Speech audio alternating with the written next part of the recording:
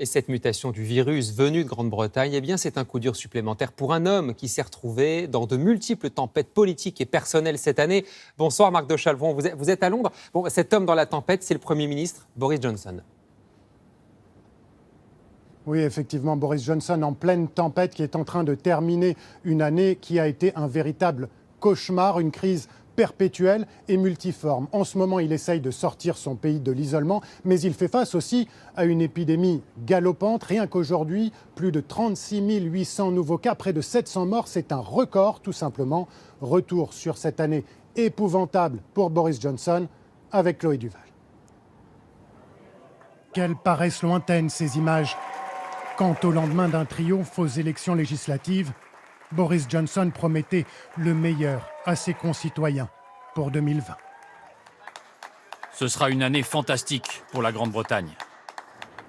À la fin du mois de janvier, l'épidémie du coronavirus débarque en Europe. Les premiers cas sont recensés en Grande-Bretagne. Boris Johnson semble prendre la chose à la légère. J'étais à l'hôpital l'autre soir où il y avait quelques malades du coronavirus et j'ai serré les mains de tout le monde.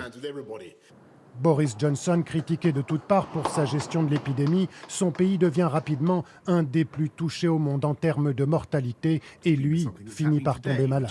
J'ai développé mes propres symptômes du coronavirus. Le Premier ministre britannique est même hospitalisé début avril. Il reste 3 jours en soins intensifs. Il a frôlé la mort.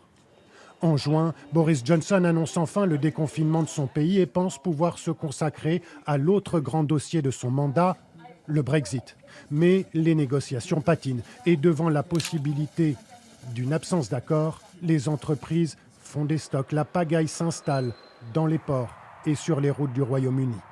Les Britanniques s'inquiètent devant l'impréparation du pays. Boris Johnson est plus intéressé par le fait de conquérir le pouvoir que de le garder. Ça veut dire que quand il s'agit de faire face à l'épidémie, gérer les détails du Brexit, ça ne l'intéresse pas. Il aimerait annoncer les bonnes nouvelles, mais il n'y en a pas. Le 8 décembre, le Royaume-Uni est le premier pays au monde à utiliser le vaccin anti-Covid. Boris Johnson pense tenir là enfin une bonne nouvelle, mais rattrapé par l'épidémie et la mutation du virus, il est contraint d'annoncer un nouveau confinement, le 3e depuis le début de l'année.